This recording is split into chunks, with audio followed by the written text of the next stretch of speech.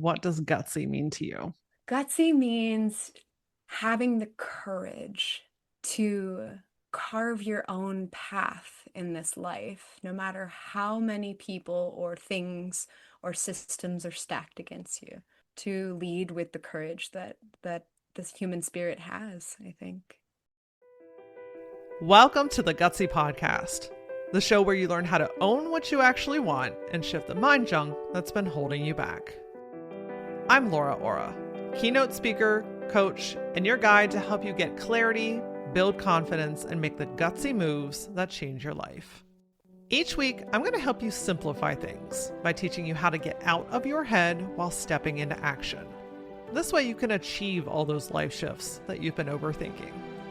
Your desire, that drives you. But gutsy, that's what gets it done.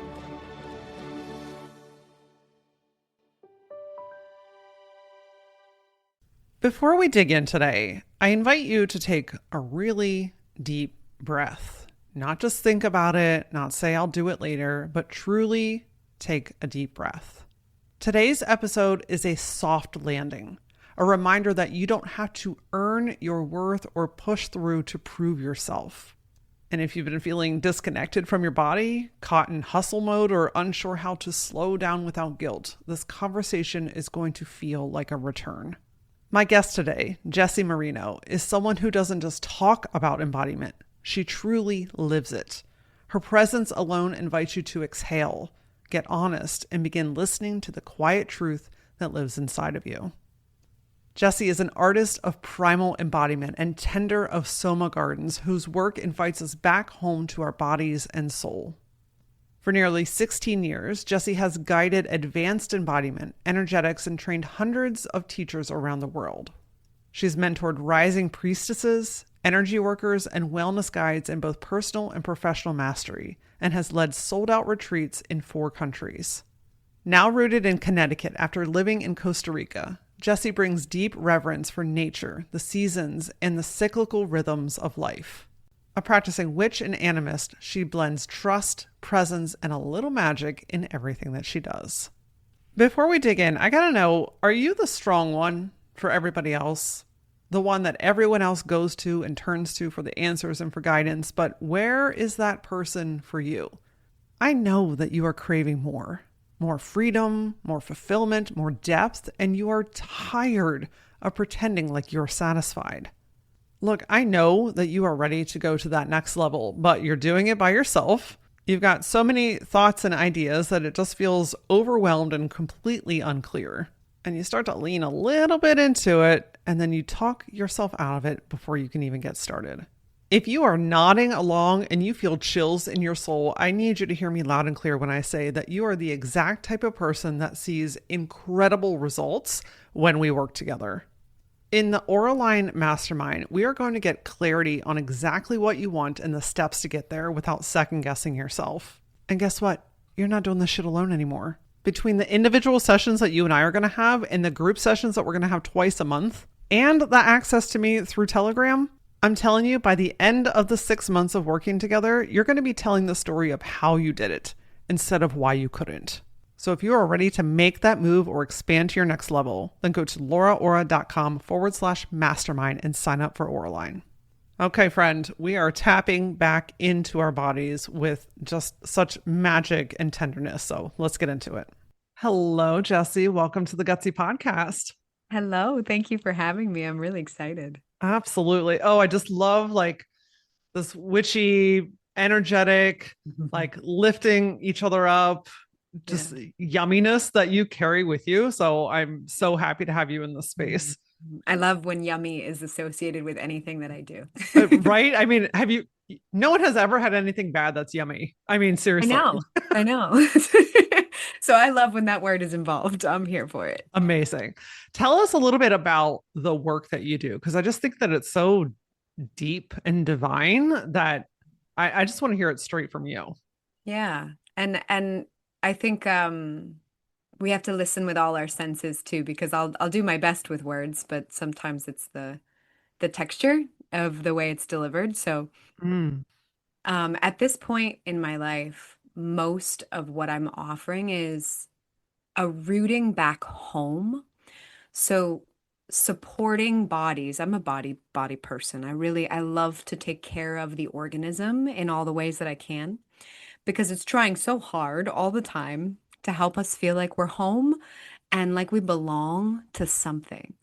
And so much of what I'm doing is supporting organisms and systems to become um, more in sensuous conversation with our lives. So it's opening up our permeability to being here and in conversation with all of life. And that pretty much looks like people rolling around and, making funny noises on the ground sometimes, but that's the reality is like bodies are trying to unravel and discharge things that they're holding and create reconciliations and reconsolidate memories and find a new orientation to our world that actually paces us at the pace that our animal bodies are willing to and capable of going in a healthful way so that we can thrive and so that we can create and tell our stories and make poetry and make all the art and be in relationships that we feel like we can be so deeply met by, like in that permeable conversation with all the relationships in our lives. And so most of my work at this point is that embodied resonance, that finding our way into that frequency that feels like humming home the system and hearing that there is this convergence and conversation with the earth. So Oh that's my the gosh. best description I can give you for today. No, I love it. It's that coming home to self, that Mm, recognizing your body. I just something you said just so profound is like taking care of every organism. yeah. I mean, we just pass by this beautiful machine that we were given and Yeah. we mistreat it, whether intentionally or not.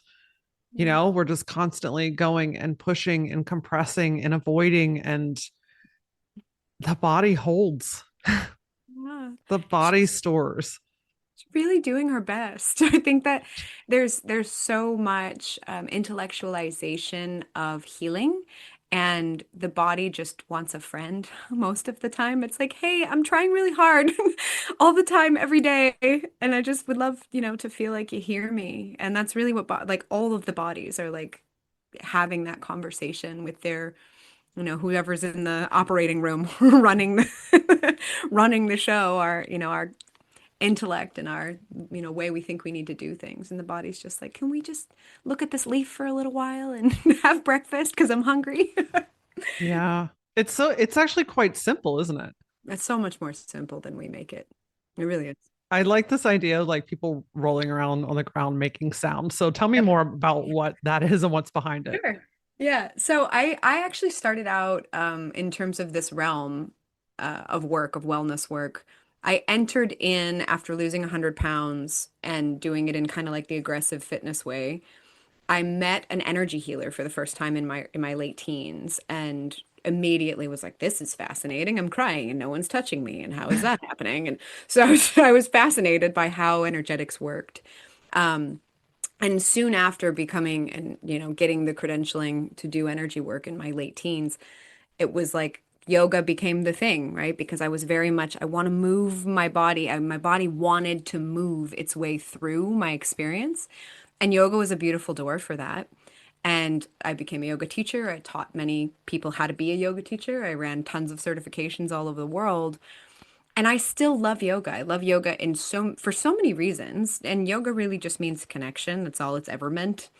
And whatever door you choose, whether it's a shape that you do with your body or a way that you're breathing, the whole point, the word itself, it's connection, not to do connecting like a verb, but connection as like this is the root system. You either notice or you don't, but it's always there, that there's a constant interconnectedness.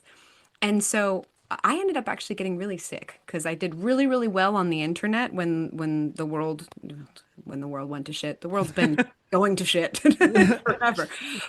I did really well on the internet. I put a lot of the things that I had learned into courses before the courses were happening all over the world. So I ended up kind of boss babing for a little while, trying to run a business now because that's what was happening. It was like, okay, this is how we survive. Apparently, we're doing it like this. And my system was like, no, way too fast, too many buttons, too many screens, too many relationships. And I ended up with a thyroid autoimmune condition. And that really changed the trajectory of how I moved in my body and how my body moved me. Because the pain and the exhaustion changed the whole conversation.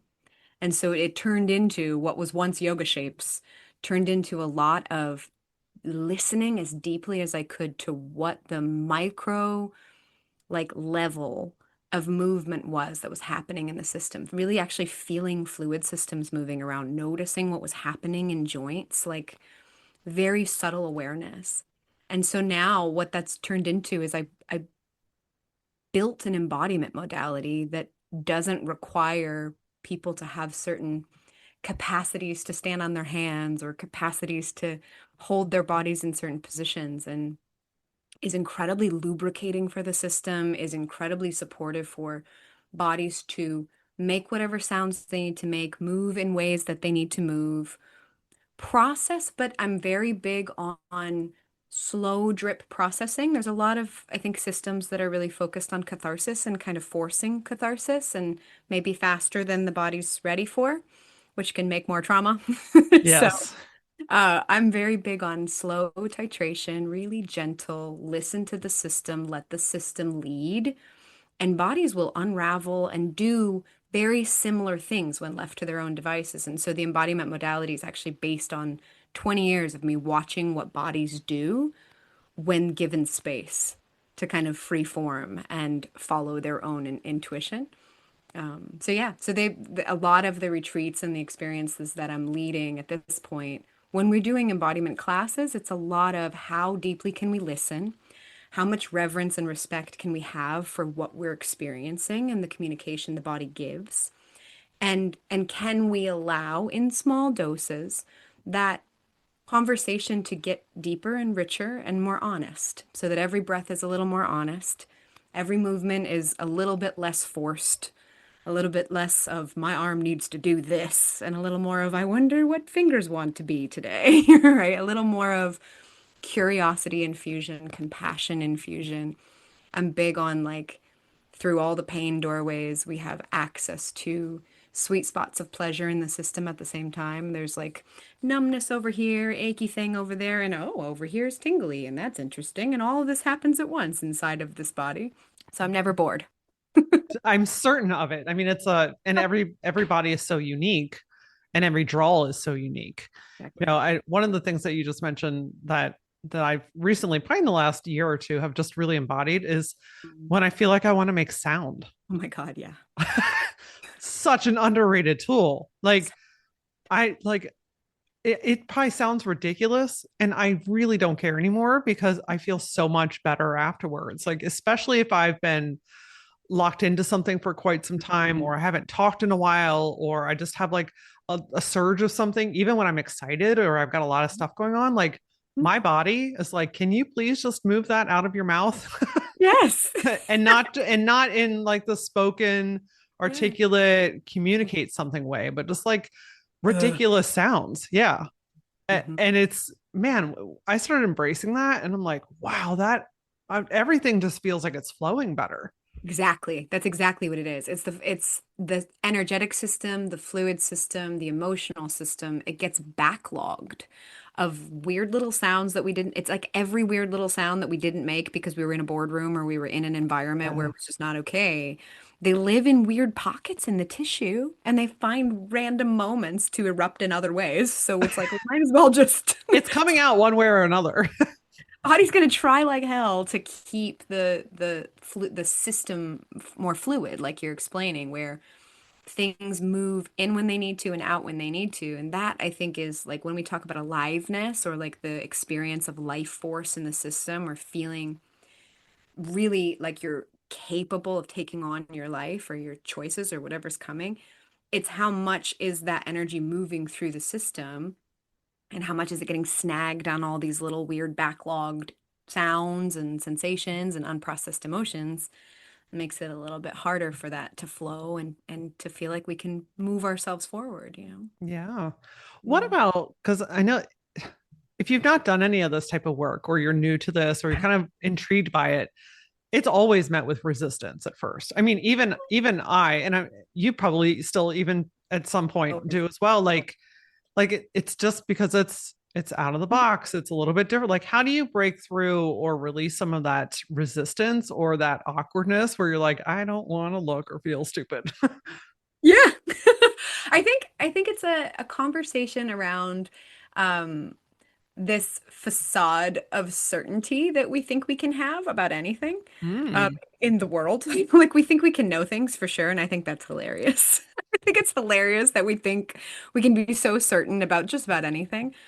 And I think that the hilarity of that, like all of the people that I know that have incredible depth, they also carry incredible nuance and they find the most serious and intense things hilarious. Because at the end of the day, it's just like, okay, well, here we, all right. And we learn how to be kind of a pirate on those wild seas where we can't know, but we can be really, really good at operating our ship to the best of our ability. We can't predict the weather and we can't predict the storms. And your system is just going to continue to present you new and different sensations and information. And if we're less attached to needing to understand it, usually this is the door that I go.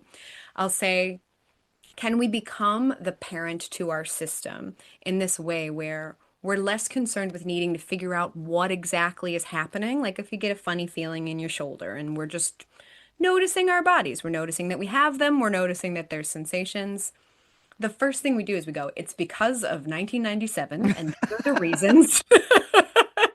And then we do that because thinking we can understand things with certainty is how we have taught our body to cultivate safety. So it's that attachment to like, if I understand it, I won't be as scared of it, even if it's this kind of unknown thing. And what I offer is to embrace the mystery and have more trust in your capacity to navigate the uncertainty than needing to make everything certain. It becomes a different conversation. It's like whatever comes, just like everything that's ever come for me in my life, we're going to find a way to be as okay as we can be. We're going to get up off the bathroom floor like every other time we have. We're going to continue onward, and we have that evidence. So the trust becomes less about needing to like overanalyze every sensation or every breath we want to take and what it needs to mean, and more just, okay, we're good. And you're parenting your parts, you're parenting your inner system, your sensations, and kind of riding the waves through with more self anchor, which is, I think, a beautiful tool to develop. Oh, it's a stunning tool and so soft and pure and nourishing instead of being like, well, why are you this? And we can't do that. It's that's very like harsh and blunt, and we just lop ourselves off. Where if you're like, oh, I'm feeling that weird thing again. Oh, I don't need to make it mean anything. I don't have to attach it to anything. There it is. It's just here. Let It's me just let me how just it is. notice it. Exactly. And I think that so many of our little eruptions that happen, as soon as you just kind of look at them, you're like, okay, you're there, I see you. A lot of them are like, that's all I wanted. That's really honestly, most sensations respond so well to just being allowed to exist and have that. And I think so many bodies and so many people have such a hard time with having polarized parts in their system. There's one thing feels this and one thing feels that. But I think it's what makes us so beautiful. I think it's the depth of you can feel 26 emotions at once. I think it's hilarious I'm only sad. No, you're not. Never been only sad not one time in your whole life. You have 26 emotions at any given moment. It's never just that. And what a minimizing thing. So why do we need to put it in a box? And usually my part that needs to figure it out, I offer that part the kind of let's just take the data down. Let's just write it all down and notice all the things because then you'll really have an easier time figuring it out. And that kind of appeases that part that needs to know things. So, It almost feels like we're justifying it, or we're making sense of it, or honestly, mhm. it feels like control. It's It giving us is. some sense of control. We're just holding it's just our little fear bodies, that it's we're animals. We're like, I don't know. I don't like it when I don't know. And that's okay. And it's just there are parts of us that trust in something deeper. That it's okay to not know, and Mm, that there's a wisdom in bodies that if we watch it long enough, we'll start to trust. yeah. Yeah. I get this vision of like adult toddlers. Like I think about toddlers and when they have emotions, or they're just walking around making bubble sounds, or one screaming in the corner all of a sudden, right? Like they're just Mr. kind of these Mouth. like free little amazing people that are just expressing themselves in all ways. And like if you've ever tried to force a toddler to do something that it didn't want to do, you know exactly how that goes. And I don't know, I just can't help but get that visual when we're Yeah. talking about our adult selves, because honestly, I mean, that's still a part of who we are. Oh yeah. And it's funny because we think it's not. We think it's not. We think we make perfect rational sense when most of what's happening in us is a more emotional, energetic thing that we have a hard time writing, and we really need to attach to like this is my opinion and this is my identity and these are the things I know. And under the surface, there's very little of that that has anything concrete to it. It's what we've created because we're trying to feel safe. Mm. And when we learn how to self-source that safety, that changes dramatically. And so self-sourcing that safety, Mhm. like how do you go about that? What does that look like? What does that feel like? What's Yeah. kind of a good next step for that? Yeah, I mean, what I typically start with any individual is sensing gravity. Because oftentimes, I can't tell you how many times I've been with clients and they can't feel their legs at random moments. They're just, oh, I have feet. Oh, whoa, I have feet and legs. How often we're so up here, you've heard people say floating heads, that Yep. concept. There's an actual numbing out dissociation of the whole lower half of the body that we don't often even realize is occurring. So typically my step one for me is like notice where is down, because always the system feels unsafe because it doesn't know when it is. It's not that it doesn't know where it is, it's that it doesn't know when it is. Most trauma responses is the body thinking it's in another timeline. Oh. So there's that aspect of really truly presencing, which gravity will do very quickly. That gravitational pull of like, okay, I feel myself being pulled down into this moment that's now.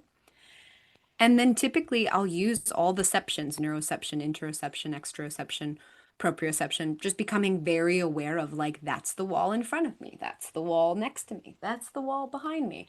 And really orienting to the space and moment that we're in before we even begin to go, what's happening in my insides? We're just noticing where we are in time and space. And every time we get pulled from that, as we're examining and noticing what's happening internally, there's a sensory thing that happens where the lights go off in different rooms in the system when the body starts to kind of lose time. And so we're actually practicing how to keep ourselves as here as we can as we navigate stuff that's from other moments, right? As we navigate memories of emotion or sensation. If we can be as here as possible, here and now we can digest it. If we're not on the ground, we can't. That's so So true. I start with gravity always. And that's, this brings my witchy stuff around full circle too, because I'm very much an animist and I'm very much a you know, every rock, every tree, every creature, and very much like the Mother Earth and that relationship of like no matter what your human mother relationship was like, that one mama has never not one time dropped you. No matter how hard you hit that ground, every single time she caught you over Mm. and over and over. And we have proof of that. So when I've been at my most destroyed, it's like belly to the earth, face in the dirt, fill it with breath, and be as here as I can. Something I see pretty frequently with high achieving women is that they are often kind of the furthest along in their group or in their circle. So they've got great supporters around them, but no one that can really push them forward or be able to have those deeper conversations or talk about the stuff that no one in your circle can really truly understand. You want to be in a room with women who are making big moves, not just talking about them, not only complaining about why they can't have it, but women who get it and are going to hold you to the standard that you crave. Women that when you're around them, you can't help but want to move forward because you feel inspired and activated by them. These are the type of women that you can expect in the Oraline Mastermind. This is not a space to come dip your toe in the water to see if this is what you might want. This is the space where you come to actually do it. If that's you, then go to lauraora.com/mastermind to enroll and get started today.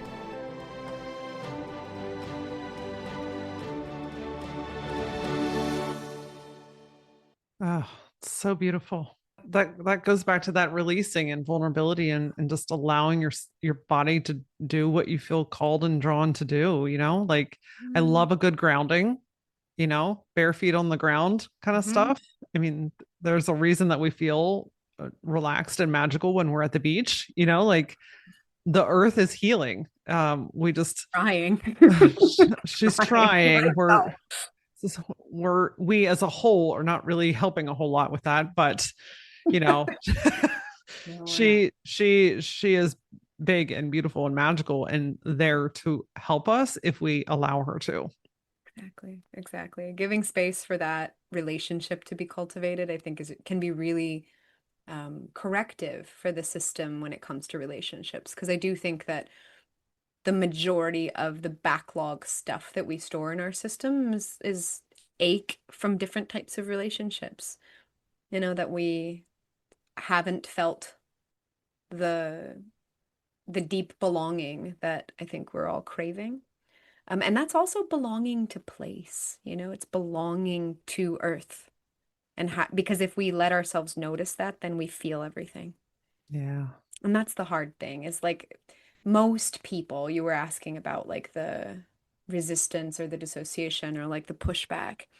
Most of the time it's because when you turn on the light, you turn on the light. There's not really, it's like how much are you interested in feeling your life? Because you don't get to pick and choose which things. You turn on the light, you're going to see everything that's there. This is true. So it becomes more of being, cultivating that resourcing of like, okay, here's what we've got. We're going to take one bite at a time. We're going to breathe our way through. We're going to get as much ground as we can as a support system and presencing as we can as a support system. And we're going to chew our way through the little bits at a time that we can to clear the pathways so life can enter us again. So life can enter us again. What have you seen, either through yourself or your clients or maybe a mix of the two? What has that looked like? It's so beautiful. It's such a beautiful thing. I mean, it actually feels like millions of little rivers in your body getting flooded with like fresh, clean, cool water. Like if I had to give it like a sensory feeling, it feels like drinking up, like you were drinking through the roots of a tree and actually getting the nourishment into the system from the soles of your feet into your legs, through the belly, swirling up through the spine and out through the fingers. And this is not like there's no substances involved. It's breathing. There's no we're just like being here a lot. That's all it is. Like I can get a lot out of just being really, really present and noticing more rather than a louder, faster, harder, sweeter, spicier type of a um, stimulus. I think there's enough here for us to go at the pace that the system is actually ready to go so that there isn't a fallout afterwards. Yeah. And I've seen bodies come back online. I've gotten great texts about incredible moments of letting ourselves feel grief and gratitude simultaneously in this huge, expansive way. And like just having the capacity to deepen in relationships, having the capacity to do things physically that we didn't think we'd ever be able to do again. Um, pain dissipating and just dissolving in a moment of noticing, just pain going, well, that's all I wanted. I just wanted you to look at me and tell me I'm okay. Mm. Like and that's not always the case. I've seen and experienced in my own body and life turning my illness around and changing the trajectory that my life was moving in. I was feeling like if I didn't do something very different very quickly, my body was not going to allow it. Very much stomping feet and going, absolutely not, Jess. We know better. So Yeah. Have you been able to, with your autoimmune disorder, is it in remission? Is it Mhm. healed? How is that now in your life?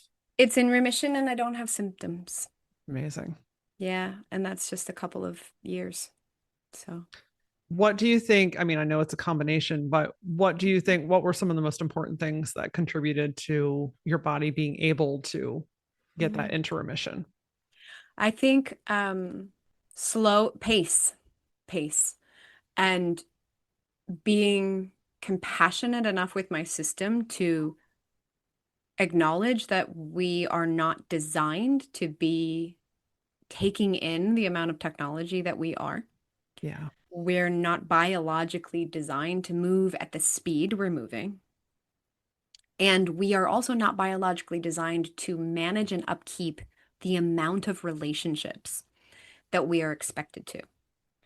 We would have known maybe 150 people like not that long ago. And that was like a lot. Yeah. Like not very many years ago. That's how many humans. And that would have been a lot of people to be in constant exposure to. And we are exposed to bajillions of opinions and thoughts and people and words. And our systems have not, I guess, upgraded to that. And I'm so grateful because I don't think they should.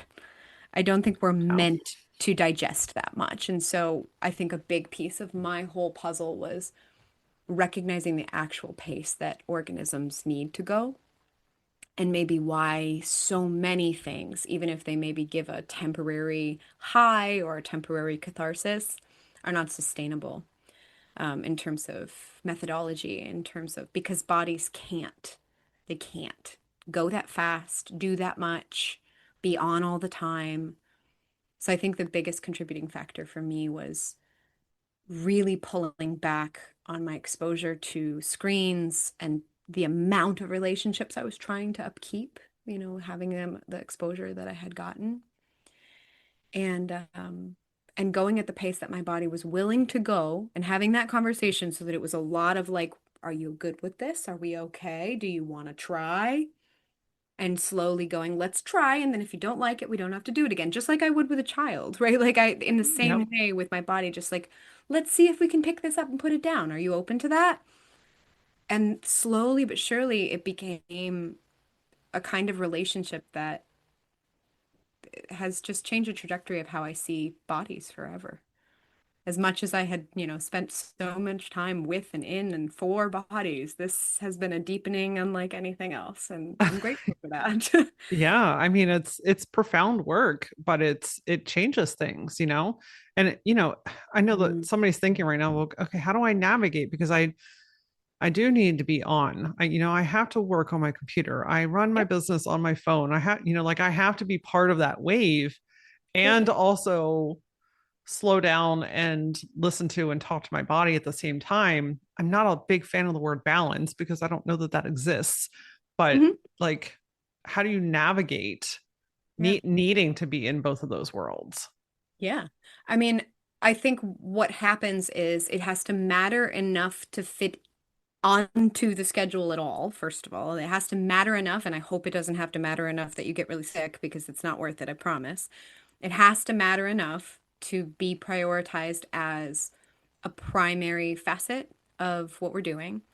And so for me, that means when I wake up in the morning, I'm not immediately picking up my device and Hmm. seeing I give myself windows of time that are off. My phone is off on Saturday and Sunday every week. And during the week at night, whenever, now that my husband's on a later shift, sometimes I want to text him, but I used to turn it off at 7 o'clock like clockwork and nothing after that. It's like whatever you can do till 7, that's what you can do. And anything more than that's going to get you more sick, Jess. So we're just not doing it. There has Yeah. to be there has to be some degree of boundaries. And I think what has happened is I've actually become more productive because I have a period of time where things need to get done. So they need to be more organized in order to get done. I've also asked for help, lots of it. I've been willing to pay someone else to help me do something that I would have taken me 7 hours and takes them 7.5 minutes because they know how to do the button that I didn't know how to do. So Yep. it's realizing that we are also not meant to be islands. We are communal by biology. We are communal. And so reaching out and collaborating and doing things that have ripple impacts, like even what we're doing right now, where it's like there's connection and it has an impact more than me, trying to post 700 times on my thing by myself every day, Yep. all day. I'm like that kind of stuff. It's reaching for those connections. Where can I outsource this? How can I focus on the things I really am nourished doing? Doesn't mean that I'm not going to do some stuff that I don't like to do. Like there's definitely stuff on the list. Sure. But I think what we do is that stuff gets done, just like doing the dishes or doing the laundry. That stuff gets done, but it doesn't need to mean as much as I made it mean. And I think that the reprioritization of what matters in our lives, and I love these two things. What matters matters, as in like your body will tell you what matters. And does it make sense? Literally, like you will feel it when it makes sense and you'll feel it when it matters. If you don't feel it, it doesn't matter enough. Hmm. It is, and that's the thing. It's like if it doesn't matter, is that, that's at the end of your life. You're looking back, you're like, I did a whole bunch of stuff that didn't matter. Yeah. And that changes the game. It changes the conversation we're having with how we approach the work that we're doing and make bold moves. Like my husband and I are building a village in Costa Rica right now it's a huge undertaking, huge project, and it's something that feels like it matters. So Hmm. it's worth all the blood, sweat, and tears. And I'm still gonna pace myself, you know? It's that sweet spot of like, that's as much as I can do. When you're in the zone and you're doing something you're really passionate about, you're like, that feels good. Yeah. I can do that, you know? The through line that I heard in all of that is intentionality. Mm-hmm. Being intentional about your time and your body and what you're putting on it and in it and how you're spending your time and just be slowing down enough to even just like think about those things for a second instead of jumping on the autopilot train every single day. Yeah. I mean, it's the same thing like in the context of like being in, let's say, intimacy with a partner, with a lover. There's like a constant checking in. Like, is this still good for you? Like, does this still work? What's happening? And having that be the constant checking in with this, how the system's responding to what we're doing amidst that, like, is this aligned with the intention that I'm setting for my life, my big company mission statement of my life? Does it actually line up with my values, the way I'm spending my time? Because the body will make very clear when there's inconsistency there. This is a true story, my friend. Much like you, I also developed a thyroid autoimmune disorder Yeah.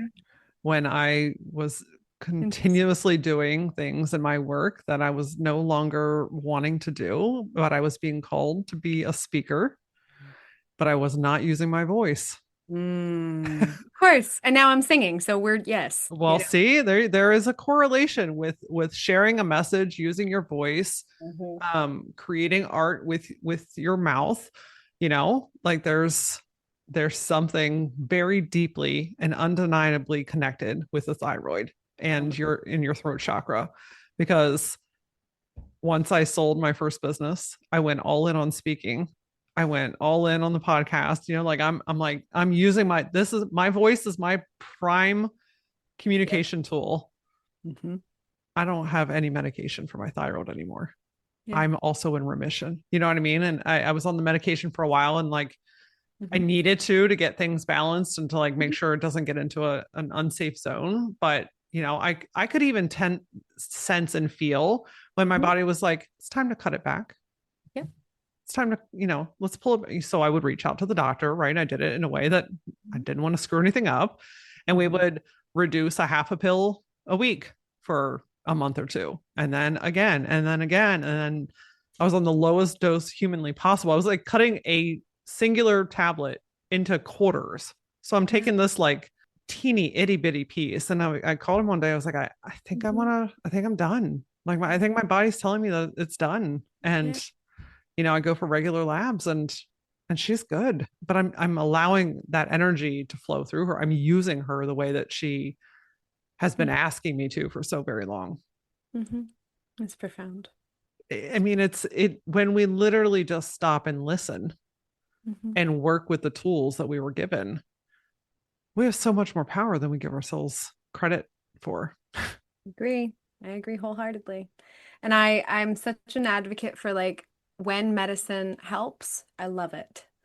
When it stops helping, or Yep. when or when we're not also alongside that doing everything we can to be in compassionate relationship with body, that's where I think the miscommunication really is happening. It's like we want to understand the best that we can how to respect and care for the organism, and Yeah. sometimes medicine's involved and sometimes it's not. And whatever path anybody chooses, I think there's something to be said for no matter what, make friends. Because the body's trying every way, every day to wake up and go, I'm really doing my best here. Can you meet me halfway? Every day, all the time. And I think that that's a big thing for me has been, make friends. And we're not out to get you just because things hurt. It's not what's Mm, happening. The body's not abandoning you. It's actually fighting for you harder than it ever has had to. wow. Oh, so That's beautiful. yeah. To wrap us up here today, Yeah. I'd love to, we talked about making sound. We talked Yeah. about touching the earth. We talked a little bit about breathing.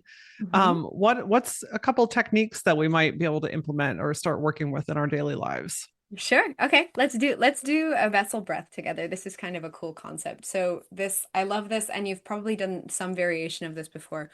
We are mimicking the laziest yawn that has ever happened. So we're doing the best we can to not let any of the muscles in the mouth or the jaw have to do anything. They don't have to do anything, but we're letting the mouth hang open.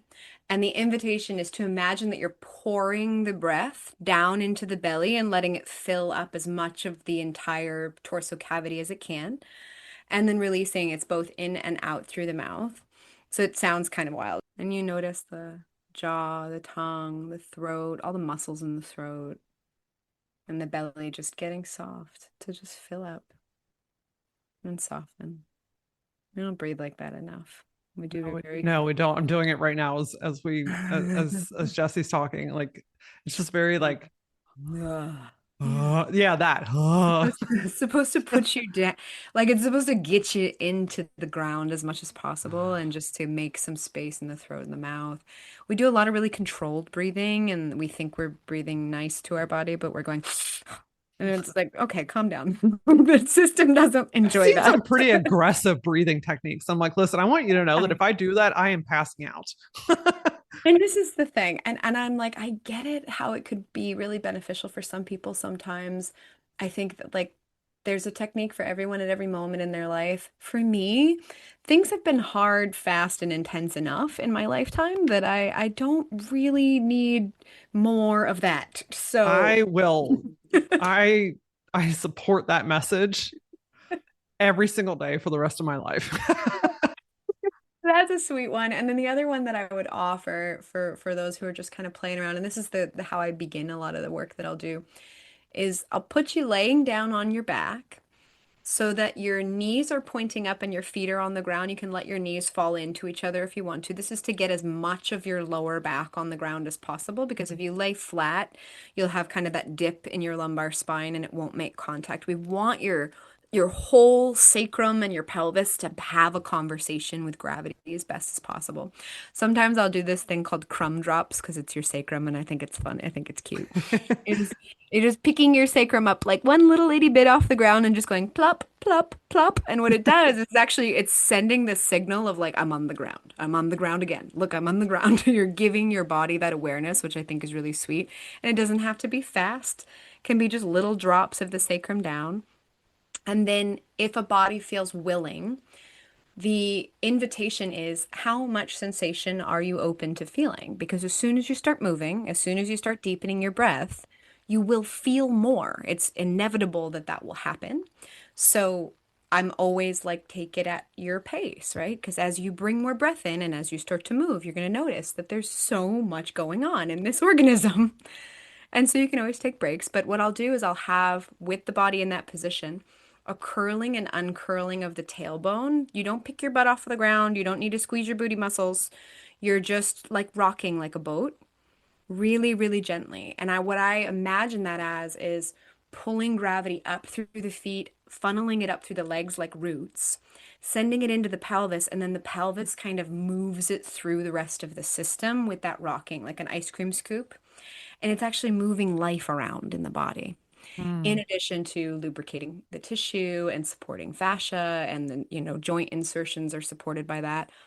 And your psoas, which is like a profoundly important structure in your system that connects your lower and your upper half and stores the whole history of how you respond to stressful things, is getting lubricated, is getting cared for, is getting massaged through the process. And it can be so small that I can't even see it happening, and that's perfect. And I will always say, I bet you can go slower. Mm. And I think that that is a magical thing to gift your system if it's never gone that slow, if it's never been asked to make it that simple, make it that slow, make it that tender. The system responds in beautiful ways to that. So that's what I'd offer. Go wiggle around in those ways, make those breathing sounds, drop your crumb a couple times. It's so stunning and so beautiful and so tender. And you can go, I bet you can go slower. I, Mhm. I know somebody is going to be putting that up on their bathroom mirror. I can promise you. Jessi, this has been absolutely uh, beautiful and healing in its own way. So thank you for sharing your time and your wisdom with us. I want to make sure everyone knows where to find you and how to work with you. So tell us where we can get in touch. Sure. I'm on Instagram and Facebook mostly. I am on YouTube a little bit, but not very well. Um, my website is wildessence.org, and then the village that we're building is eternalrootsvillage.com. Um, my retreats are sold out into 2026, which is wild. But I Amazing. do, there's a lot of little ways to get in touch. There's definitely ways to work with me virtually, and there's ways to, be informed when the next time that I do a retreat is. And you can come and be a part of our festival that's happening in February at the village in Costa Rica, which is on our land. We are doing this really beautiful thing with the local community because that's where my husband is from.